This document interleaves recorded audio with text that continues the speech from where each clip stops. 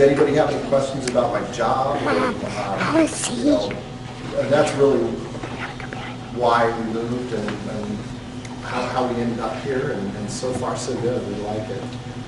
So. Do you think there's a potential for not a huge amount of people, but some people doing what you do? Oh, I think it's a no-brainer. I think, well, first of all, I mean, I get on topics, and sort of my topic right now is economics. I read a lot about economics, and I'm very convinced that there's going to be a surprisingly sharp energy crisis that people are not anticipating. You know, as a geologist, I keep a little bit up on that stuff, and you know, in the 80s they flooded the market with oil after they invented this new horizontal drilling technology, and everybody thought that just meant that there was more oil available. And it turns out it was really just basically a fatter straw to suck the oil out faster. All these major oil reservoirs are going into, you know, there's Cantarell in Mexico, Saudi Arabia. Many of these places are the decline curve for a typical oil reservoir used to be just kind of a bell curve, but now it's just going. And the reason for that is this horizontal technology, horizontal drilling technology, was kind of lulled everybody to sleep, and that's going to bite everybody big time. And the price of oil, I think, is going to be very high. And for that reason, I think, you know, like I said about North Dakota's energy blessings, it'll do well in that regard. And then on top of that, I think if the price of oil goes really high, all these office-type jobs where people are in cities, the Bay Area, we lived in the Bay Area for a while, and people get in their cars and they idle on a highway, just stop and go for 45 minutes to get that's done. If oil is $150 a barrel, it's not economic for somebody to do that. So they're going to allow people to work from home. The more people that are allowed to work from home, I mean, if you're doing the math like I did, I mean, if you can have a mortgage for 10 cents on the dollar, and you know, and then have it be safe, nice people, all this laundry list of positives. I mean, even specifically for this town compared to other towns around here. I mean, think about the infrastructure in this town. We were just so pleasantly surprised by the library, the librarian. I mean, the library is phenomenal. There's a little, you know, I mean, you all know the story, but you might take it for granted a little bit. But like Maple Valley Meats, I mean, I'm probably eating. My wife's a good cook, and when I'm sitting there eating some of the meat from Maple Valley Meats, I guarantee if I was a stockbroker in New York City, I would not be eating any better.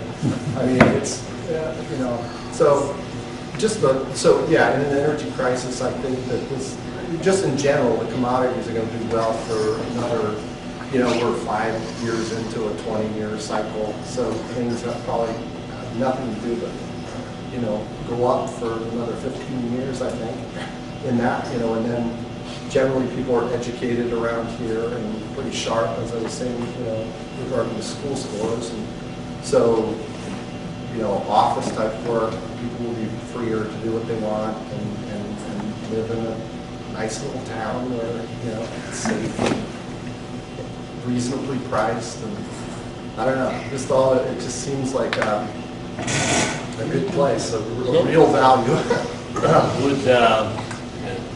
When you have a $400,000 house, Yeah. someone your age, do you ever plan to get it paid for? That's the thing, is that it basically, I mean, nobody was, you know, it's virtually impossible. I mean, you're basically. I mean, you've been in it all your life and have some equity in it, but you'd never really get it. No. You'd never be out from under the. Well, I mean, if you're on a 30-year and you get, the thing is, like in California in the last 2 years, 90% of all mortgages have been ARMs, the kind that are going to blow up in everybody's face. And the reason for that is because the properties have gone so sky high that even I have a friend who makes, you know, he makes a lot of money, and he got an ARM because he has an $800,000 house. And he has no choice but to get an ARM because he can't pay for it. Well, you know, so that's, yeah, things are just radically overpriced, and I think basically things are gonna equilibrate. I think, you know, Enderlin is probably gonna do this, and I think the rest of the country is gonna do this. Bill, you've got to realize this, though, that if you had negotiated a little bit, you could have gotten that house for less. When I was in you know, in Nevada still, I was at a Blockbuster. I told 10 different people, and their jaws dropped when I told them the price. And then I bumped into one guy from North Dakota, and I told him the same story, and he was the only person that was completely unimpressed. He said, "Oh, you overpaid." He said, "My dad just got a place for 9." But I mean, that is, you know, as far as being able to sleep at night, this business of having a $400,000 house and having that just be the, you know, you are just a ball, that is a ball and chain cycle out there. You can't miss a beat, you can't miss work, you can't miss, it's horrible. And it's the average house, you know, the average house is 240. So like just a decent house is 400, like you said. So the peace of mind that comes with having a more reasonable home, nice people like that, it's just, I think that this place can't help but do well. And if word gets out, I mean, there could be almost a stampede, because it sounds nuts, but I mean, people. Well, we want to stop So that. how do we get the word out? Yeah. You How should do be we do that? advertising for us on the computer. Put it on Not too much though, we don't want to stampede. Yeah, YouTube. sure. Yes.